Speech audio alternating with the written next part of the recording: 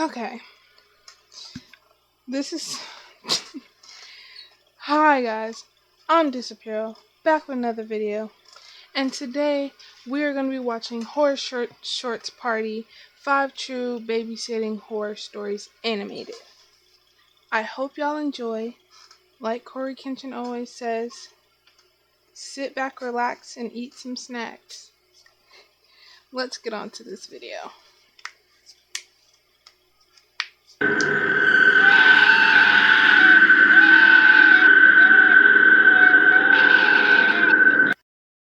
First story, narrated by Bound in Imagery.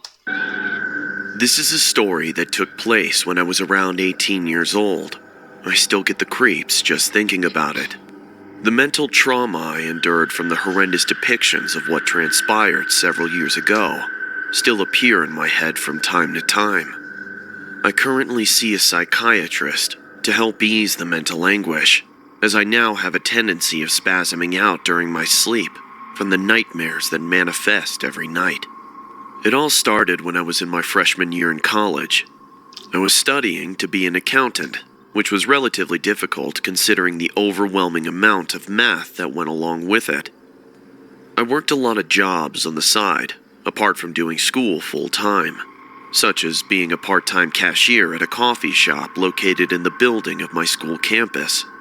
Getting paid minimum wage obviously didn't suffice my financial situation, which is why I applied to various jobs online for the latter part of my downtime during work.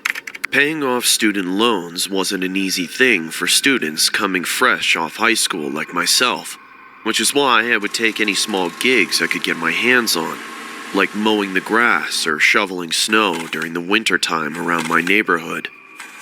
I even started babysitting for any close friends or relatives of mine, which is why I tended to ask around the family, and even went as far to ask my fellow colleagues, despite the obvious desperate aura I gave off.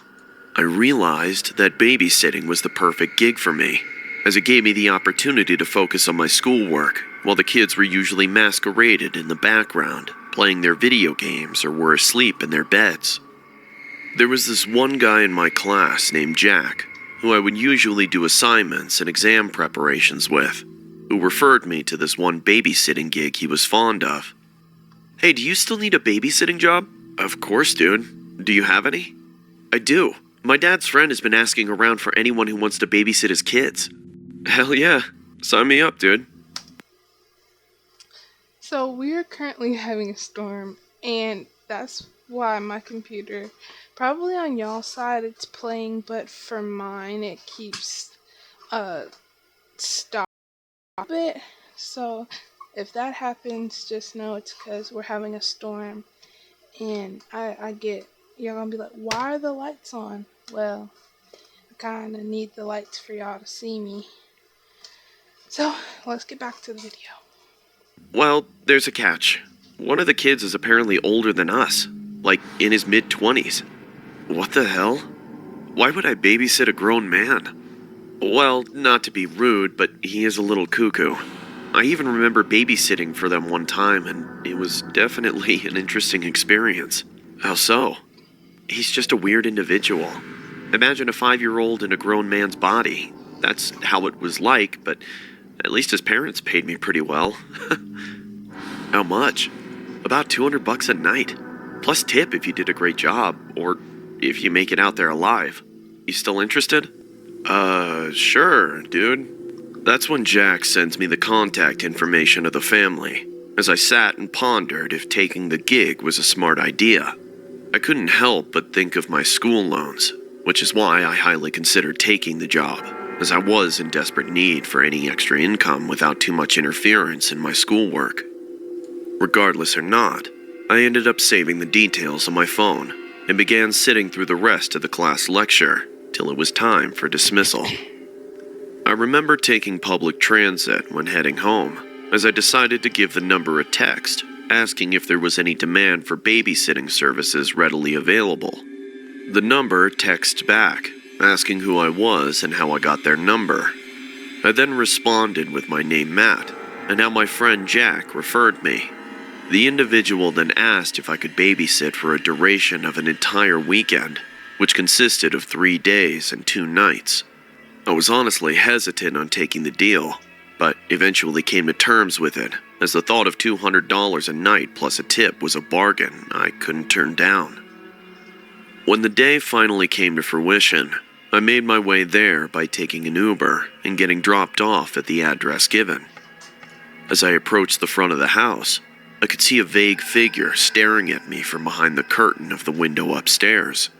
I assumed that it had to be the older son my friend Jack was talking about. I casually approached the doorstep and began knocking on the door, only to be kindly greeted by the parents and the younger son of the family.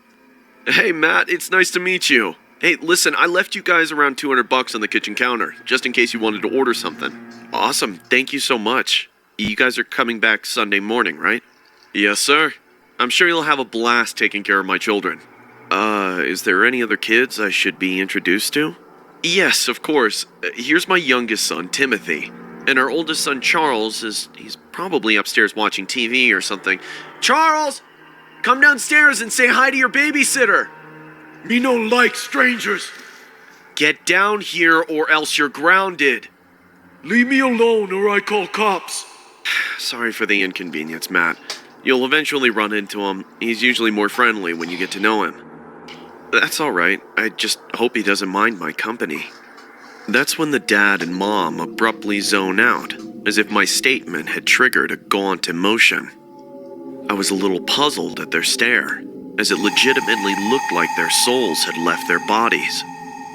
That's when the dad snaps out of it and says, "I think you guys should be fine. Me and my wife need to go and celebrate our anniversary now, okay? Just don't forget to fill the Chihuahua's dog bowl when it's empty and call me if you need anything. All right, Matt?" Okay, sir." Throughout the day, I spent the latter part of my time studying and working on school assignments, while the younger son, Timothy, played video games on his PlayStation.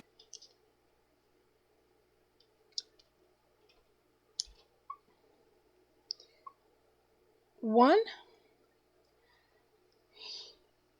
yo, I'm gonna go back at the end of the video, but not like at the end of the story, but the way that man was looking at him, already it looked like something. And then the parents zoning out, you know something's going on. That's why I mean, babysitting, it's fun, but not every like that's scary. Oh,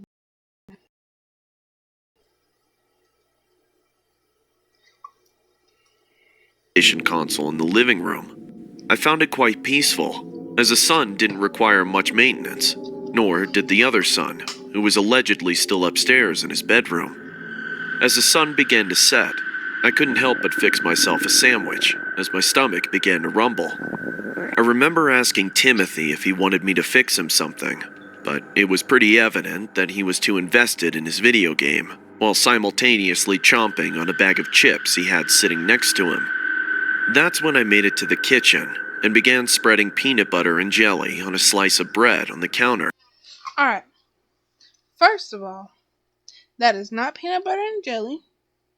That looks like ranch or hummus and red grapes. Also, that is not a bag of chips. Oh, you're pointing it out. You're being obvious. Yes. Come on now. Come on. Simultaneously chomping, and saw a family putting peanut butter and jelly on a slice of bread on the counter. I then saw a family portrait sitting next to the windowsill of the kitchen. I noticed it was a picture of the parents, Timothy, and of course their older son, Charles, who happened to skyscrape over the entire family from how tall he was. I was a bit taken aback that now I was faced with the responsibility of taking care of a grown man of his stature, considering he was older and a lot bigger than I was. As I surveyed the kitchen, I began to see more family portraits, except the majority of them had another younger boy in the photos. That's when I began to head back to the living room and couldn't help but ask Timothy, who the other boy was in the family portraits. Timothy then responds with, "His name was Max, and he was my older brother who passed away." "I'm sorry to hear that. If you don't mind me asking, how did he die?" Apparently my Rottweiler bit him to death while my parents were out of town, which is why they had to give him away and get a Chihuahua." "Oh my God. I'm so sorry. If I tell you something, do you promise not to tell anyone?" "Yeah, of course. What is it, kiddo?" "I don't believe it was the dog. I believe it was Charles that killed him."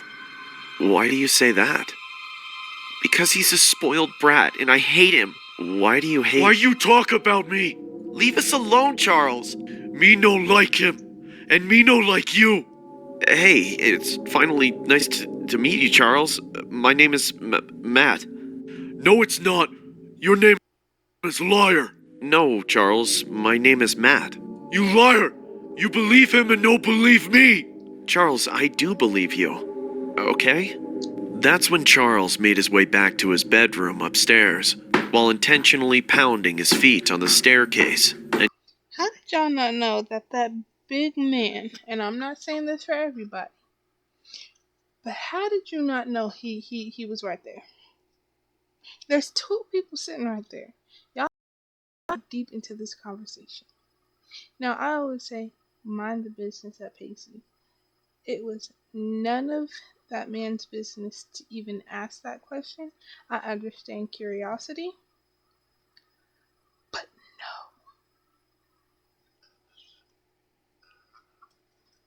yelling stuff like, You let Doggy kill baby Max. That's why he died, you liar. I then offered to play video games with Timothy, while Charles began making obstructive noises like banging his fists against the wall. I was honestly terrified, but I tried disregarding it, as I wanted to comfort Timothy, who was visibly upset and shaken from the whole confrontation with Charles. The time was around 12 in the morning when it was time to head to bed.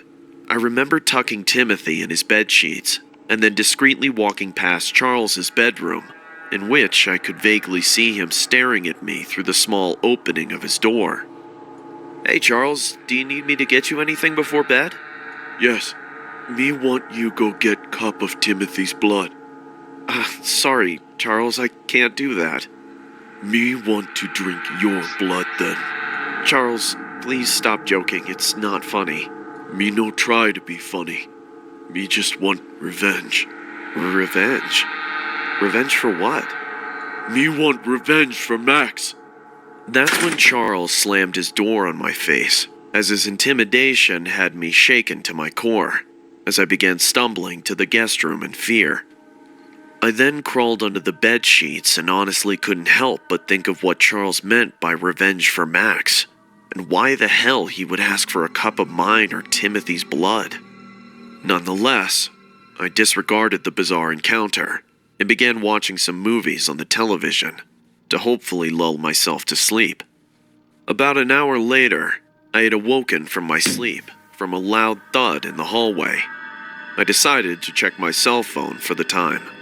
That's when I saw about 100 missed calls and texts from the parents of the boys.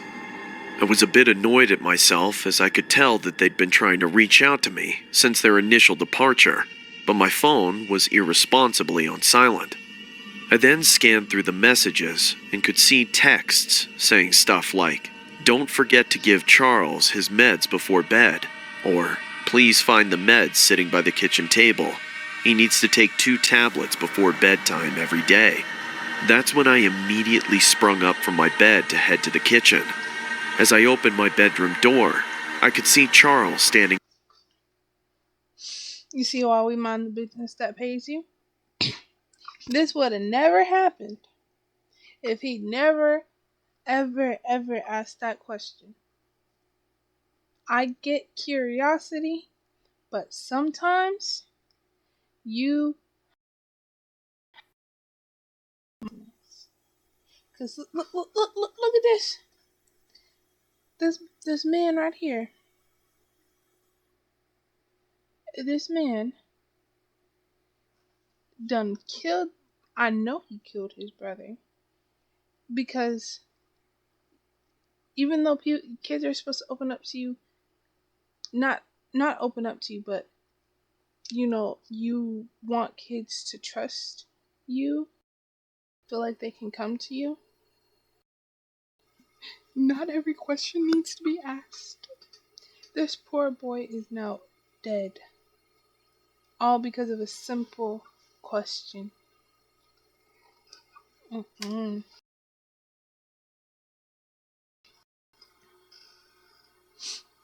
Next to Timothy's bed, covered in blood. I could also see the walls and ground of the hallway smeared and stained as well, as it honestly looked like a bloodbath or a scene pulled from the horror movie The Shining. Charles, what the hell happened? That's when Charles gave me a sinister smile, with blood all over his mouth. I began to zoom past him and into Timothy's bedroom. I then saw Timothy laying on his bed, with half of his face obliterated, and his chest cavity opened up, as if a stray dog had viciously tore his limbs to shreds. His internal organs were scattered all over the bed, while his bed sheets were completely soaked in blood. I noticed the Chihuahua was sitting next to Timothy's remains, while whimpering heavily, as if it was just as appalled as I was. No. The dog ate him.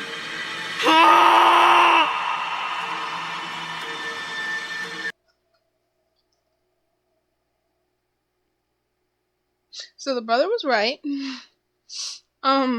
Also, this is why we don't ask questions that have nothing to do with us. I may end up getting demonetized, yeah.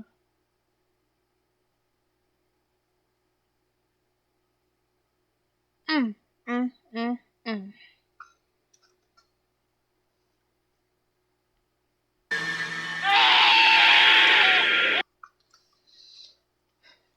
gonna have to try to do some good editing. This is story 2, narrated by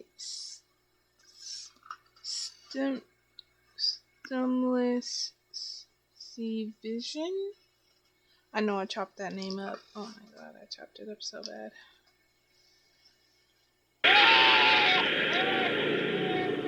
This story happened about several years ago when I was 17 years old. I was running some errands for my parents, as I wanted to take some stress off of their shoulders from the long work week they had been through. There was a local supermarket about 10 minutes away from my house, so I would usually shop there at the expense of their convenience. My dad would usually text me a list of items and would give me his credit card, as I was a graduate fresh off of high school that didn't have a job. I honestly didn't even know which direction I was heading at in regards to my career endeavors. The final months of high school were usually exciting to most, but was extremely stressful for myself, as the uncertainty of my next chapter in life always lingered in the back of my head. I can recall picking out some canned foods from one of the grocery aisles when my shopping cart unexpectedly bumps into the cart of another individual. That's when I saw this large, older-looking gentleman with a beer belly and scruffy beard on his face, mean-mugging me as if I had killed his dog or something. I then noticed a pair of cracked prescription glasses sitting on the ground. I realized that the impact from the collision must have caused the man's glasses to fall from his face. As awkward as the situation was, I picked up the cracked glasses and began to hand it over to the man as I apologetically said, "I'm sorry, sir, it was an accident." These glasses are useless. I definitely won't be able to drive home using these. "I'm so sorry, sir, I didn't mean to." Did you come with Mommy and Daddy, or did you come alone? I came alone, sir. How did you get here? Do you drive, or did you take the bus? I just walked here. Well, I'm going to need your help in order to get home. Can you please bring me to my place? I won't be able to drive without my glasses. How am I supposed to bring you home if I don't have a car? Do you need me to call you an Uber or something? Kid, I don't want to crash my car. Do you have a driver's license? Yes. Well then, you're going to need to drive my car so that I can go home and get my other pair of prescription glasses. Then I'll drive you home, okay? I never felt so... Don't do it. Don't ever do it. That just sounds so... No one would ever just, oh yeah, you can drive my car. No. appalled to do such a thing. But at the time, I was young and naive, so I got the impression that I had no choice than to oblige to the man's request.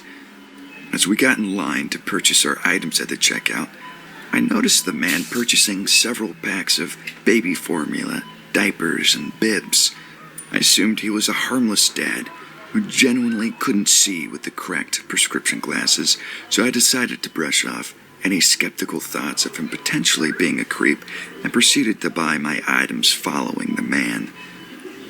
We then walked towards his vehicle and put our items in the back seat of his car while I began to second-guess my decisions. I already came this far. I'm just going to drive him to his place and then be on my way home right after. This shouldn't take long. It'll only be a couple minutes tops. Everything is going to be all right. While driving the gentleman's vehicle, the man says, "What are your plans tonight?" Dropping you off and then going home. "Did you mind babysitting my son? I have to run back to the store and grab more groceries since my shopping time was cut short from you breaking my glasses." Sir, I can't really do that." "Don't worry, it'll only be for about 30 minutes to an hour max. I'll make it quick." "Sir, I really need to go home." "Please, kid, I'll give you $100. Just please keep an eye on my son. I promise it won't take long." I honestly felt like the man was intentionally trying to bribe me, but at the same time, I did feel like his story had some genuine aspects that made it more believable than not. Again, I stupidly buy into the man's request by saying, "Sure, but please just make it quick." It was about a 10-minute drive when we finally reached the destination. I can recall seeing a 5-story building that looked run down. It looked like one of those buildings that had an establishment below it where the residents lived above it. I also saw an exterior staircase on the side of the wall where the windows were, like the building was some sort of old establishment that I wasn't used to seeing around the area. I remember leaving my groceries in the back seat of his car and making my way up the staircase and into his residence. As we opened the door, I got a repulsive whiff of a foul smell, almost like the house hadn't been cleaned in months. If I had to compare it to anything, I would say it was identical to a combination of farm manure and expired cheese. I honestly felt like I wanted to vomit. I began to question how a toddler, or anyone for that matter, could withstand such a rotten stench on a daily basis. "So my son should be in the last room to the right. He's probably sleeping now, but when he eventually wakes up, just feed him the baby bottle in the fridge." Okay, can you please..." "Be right back, kid. I'll see you in a few." The man abruptly shuts the door and makes his way to the grocery store while I stand in one spot, oblivious on what to do next.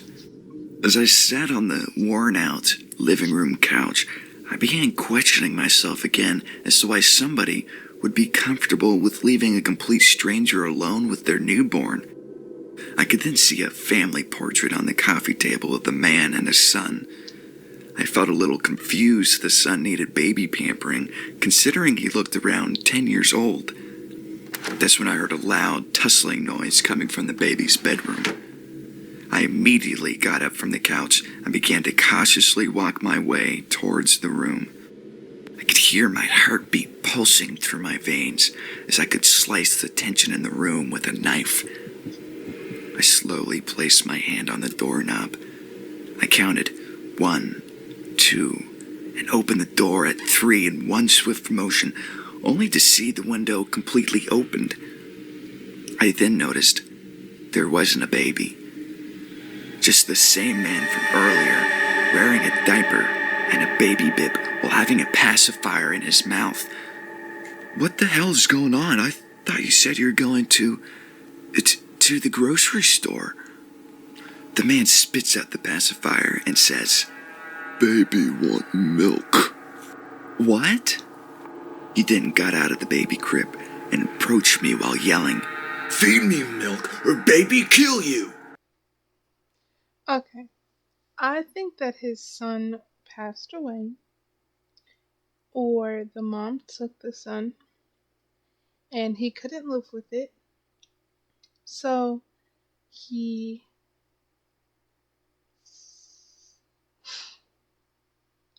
I don't know the word for it, but his mental is like not good anymore. So like now he's playing two parts. He's playing the father and the son.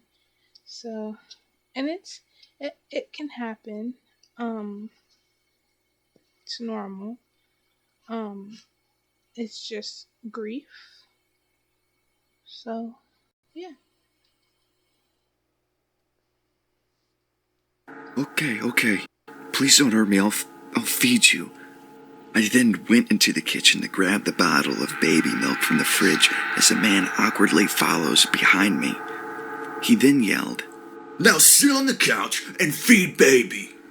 My heart began to race at 1,000 intervals. I couldn't help but feel sick to my stomach, but I felt like I was being held for ransom at this point and didn't know what the man was capable of doing to me. That's when I sat on the couch and began to feed the man the bottle of milk as he cradled up on my lap like a newborn getting breastfed. It was pretty evident that the man was sick in the head and had a baby role-playing fixation. He then got up and said, Okay, baby need diaper change. Dude, please, you said I... Baby make pee-pee. Now change my diaper now. I then saw a trickle of urine dripping from the man's diaper and onto his leg as I shout, Leave me alone or I'm calling the cops! The man then went into the kitchen and grabbed a large kitchen knife as I sprung up from the couch and began sprinting towards the same bedroom as before. I immediately locked it and could hear the man violently screaming and stabbing on the door. Open the door! Baby just want milk! As I make my way towards the window, I could see a child's rotting corpse laying inside the baby crib. I quickly make my way down the flight of exterior stairs and sprinted in the direction of where the grocery store was. I went inside the store, began to purchase the same items I had initially picked up from earlier. I then called my dad, who ended up picking me up from the store. We casually talked, and I surprisingly was able to act like everything was normal, as if the incident was now water under the bridge. When I arrived home, I crawled into my bed and couldn't help but wonder if the corpse in that baby crib was the same child I saw in the family portraits. And why the hell did that man pretend to leave, only to run up the exterior staircase and dress up like a baby? As I share my horrifying story with the world, I beat myself up from time to time on why I didn't address the situation with my parents. I just hope that man seeks some sort of help. It's a traumatizing experience we shared. It was a tale I lived to tell about.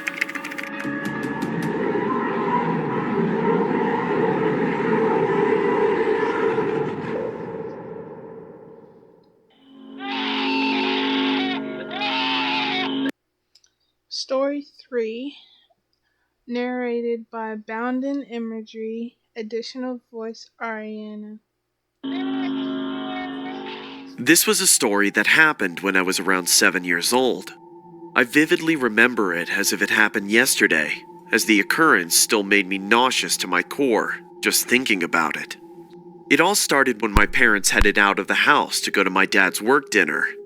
They usually hosted these types of events occasionally, or at least when someone from the firm had retired. I personally enjoyed it when my parents left the house to head to special occasions like this, as I didn't have to hear the constant nagging of household chores needing to be done. Every time they needed a babysitter to do the job, they always got my older cousin Jenna to fulfill those obligations, as she had babysat me numerous times in the past. They even got my neighbor Ariel to occasionally check up on her house, as there was a high volume of missing children being reported at the time that this story occurred. I remember the time was approximately 7 p.m. when my cousin Jenna arrived to my house. My parents briefly gave her a quick runaround, and then eventually started making their way to the work event. Jenna and I then went into the living room to watch a few episodes of SpongeBob, and even played a few video games on my PlayStation console. As the night progressed, Jenna told me that her boyfriend was going to stop by for an hour or two, and that she wanted to grab some wine from the liquor store before he arrived. At the time, I couldn't care less what Jenna did, as I honestly wanted the liberty of enjoying my video games without any further distractions. I remember Jenna politely asking, "Hey, did you want to come with me for the ride?" I kindly brushed Jenna's invitation off with a simple, "No thanks," as I continued to play the video game I had completely indulged. First of all, if you're babysitting, even if you're going to the store, I get it. Family, the rules are kind of different. Me? Don't bring nobody to my house if you didn't ask. And then you're going to the liquor store and you're going to give him an option. I understand family, with a stranger's kid, they're not going to have an option, but for family, they are. If I know there's a whole bunch of kidnapping, get in the car. I'm going to make you get in the car. Get in the car. Because then, now it falls on me if something happens to you. Regardless, you shouldn't be bringing really anyone to the house if you didn't have permission. And I mean, man, it's a crazy world. Hold on. Indulged myself in. Okay, suit yourself, kiddo. I'll be back in about 10 minutes tops. And whatever you do, please do not open the door for anyone, okay? I then nodded my head yes, not taking my eyes off the television screen, as Jenna closes and locks the door with the spare key my parents had given her. I remember hearing my tummy rumbling from the lack of food I hadn't eaten for the day, so I decided to head to the kitchen and grab a quick snack. I got up from the couch and heard a loud knock the moment I stood up on my 2 feet. At the time, I had completely disregarded Jenna's advice to not open the door, as I was thoroughly convinced that the person knocking was Jenna. I opened the door and surprisingly saw my neighbor Ariel. I politely waved at him and said, "Hey, what are you doing here?" "Josh, where did your cousin go?" "I don't know. She just went to the store to buy something."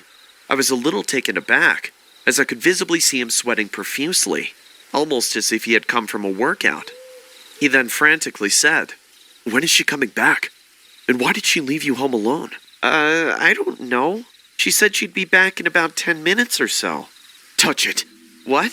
"Touch it. I want you to touch it, or else I'm going to tell your parents that you answered the door for a stranger. Now touch it." At the time, I was too young to comprehend what was going on, so I said, "Touch what?"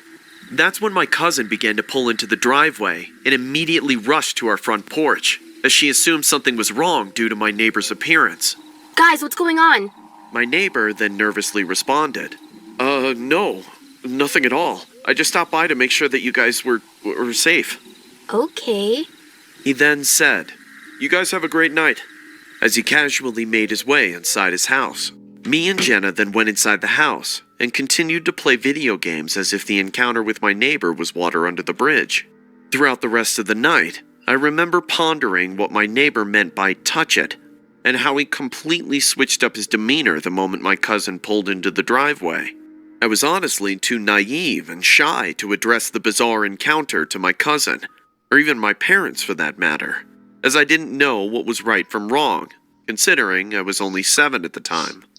Fast forward several years later, and it was then reported that my neighbor had been taken into custody by law enforcement for torturing and holding children captive in his basement. It was rumored that he was allegedly known for gaining the trust of parents from around the neighborhood and preying on their kids while their parents were out of the house. I'm now finally grown up, and still think about that night from time to time, as it still sickens me knowing what his true intentions were during our interaction.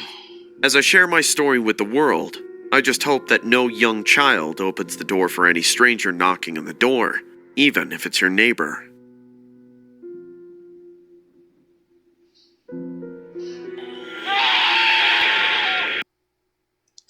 Story 4.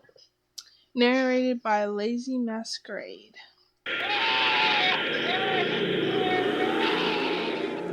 This is a bizarre story, but I swear it's true, and my girlfriend can back me up on what I saw that night.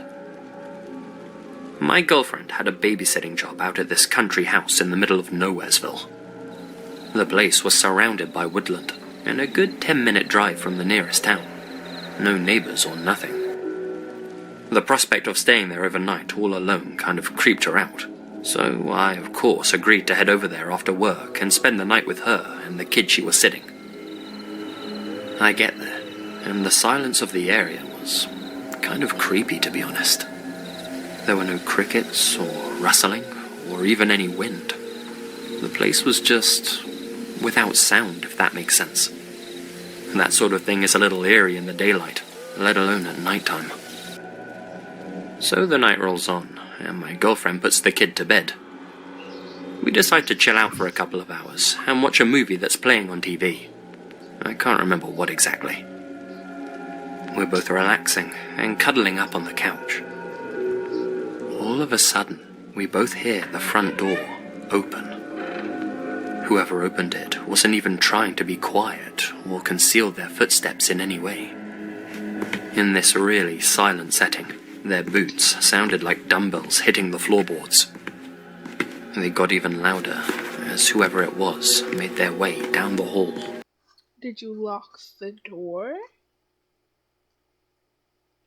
Because you didn't say that you heard someone trying to break in.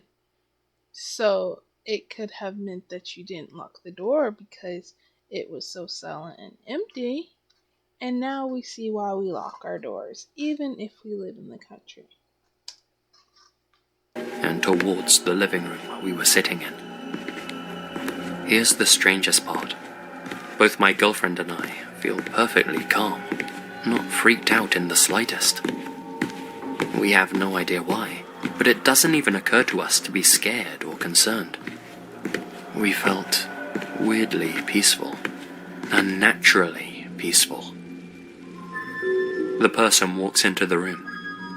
It's a large man, around 40 years old and well built. He strolls in without hesitating, and then just stops and turns his gaze towards us. This smell of stale cigarette smoke hit the both of us immediately. Still, we didn't react at all. We remained perfectly calm. He stared down at us with wide eyes, not blinking. We looked up at him as if him being there was the most natural thing in the world. My heart wasn't racing or anything. He had this sort of cowboy presence, if that makes sense. That's the best way I can describe it. Relaxed, but austere and serious. Cool, but dangerous. He wasn't wearing stirrups or a cowboy hat or anything. Just jeans and a shirt. A little facial stubble. Dark rings under his eyes. "Can we help you, sir?" I asked him, genuinely. He drew a big breath. "Don't go out in those woods tonight. I'm taking someone. It shouldn't be you. Understand?" "Okay, we'll wait until morning then," I said. He nodded, turned, and walked back through the hallway towards the front door. We heard it close behind him, and he was gone. We went back to watching our movie. And did not go to lock the door? As if nothing had happened, then went to bed without a care in the world. It wasn't until then went That's how y'all sleep? Okay. to bed without a care in the world. It wasn't until the next morning, when we both woke up, that we realized just how disturbing that entire encounter had been. We couldn't seem to work out why we didn't feel a thing when he walked in. We asked the kid if he had a family member or someone he knew that fit that appearance. He didn't. We asked his parents later, who also didn't know anyone like that. They got pissed at us and asked why we didn't call the police or call them. We didn't have an answer. 12 months later, news broke out that a skeleton was unearthed in those very woods. The police started digging around the area, and a week later, another skeleton was discovered. In the following months, bones belonging to 5 separate victims were dug up from the earth. God knows how long they'd all been down there.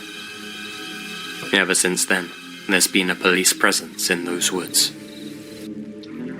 I don't know who that gentleman was that came into the house that night, but my girlfriend and I both saw and heard the exact same thing. Remember it in the exact same way.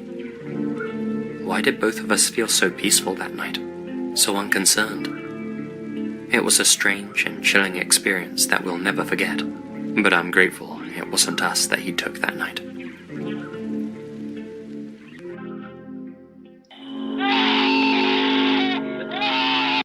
This is the last story, narrated by Lazy Masquerade.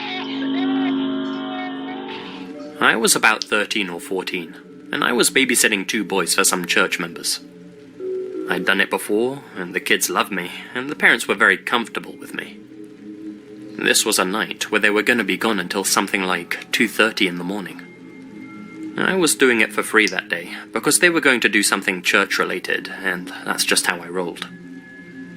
Anyway, the house they lived in was an apartment complex. You know, one of those small ones that had 2 floors and 4 places in each spot. They're on the bottom floor, with 2 bedrooms on either side of the apartment, a kitchen on the left and a living room on the right, with a sliding glass door to the patio, and a public bathroom and a living room on the right, with a sliding glass door to the patio, and a public bathroom next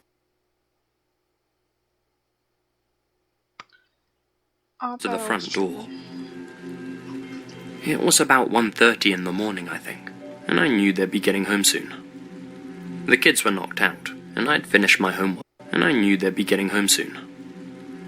That's sleeping. I don't know what the other people were doing with their eyes. That is sleeping. The kids were knocked out, and I'd finished my homework. They didn't have cable, and this was before Netflix became an online service. But they did have a couple of DVDs and VHSs to watch, so I grabbed The Land Before Time to make the night go quicker. I was already very tired, and had nodded off a couple of times. Around 2 a.m., I could hear knocking on the front door. Knowing the parents had a key, I did nothing but sit there in the dark with the TV glowing. Being a paranoid person, and one who watches and reads a lot of horror, I grabbed the baseball bat that was next to the couch. What happened next will haunt me forever. I heard a small voice, almost like a young woman's. Oh dear, that won't help you. My heart stopped, and I realized the patio door didn't have the blind shut. My eyes shift slowly to the door, and I see someone on the patio, staring in.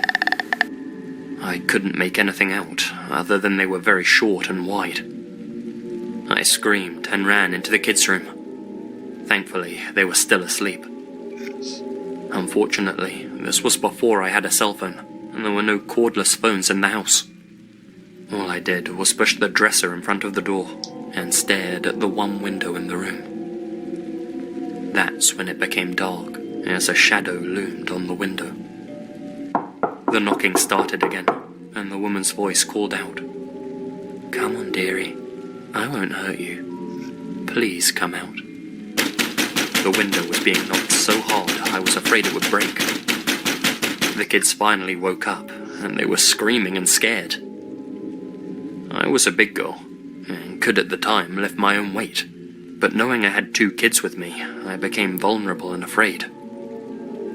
Within 2 seconds, I hear the father yell out, "Hey, who the hell are you?" The person ran off. The front door opened, and there was harsh knocking on the kids' bedroom door. Thankfully, it was the parents, and after I let them in, I put the dresser back and explained what had happened. They called the police. When they arrived, they found nothing, but the bushes that hid the patio had obviously been cut and torn to make a path. I babysat for them one more time after that, but they moved away 5 months later, and I never babysat anyone ever again.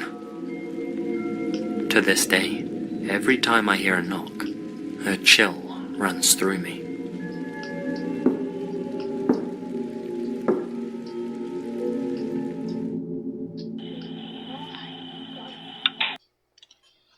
Whew. Well, thank you for sitting here with me through 5 true babysitting horror stories animated. I hope you have a wonderful day. I hope you like this video, and I will see you in the next one.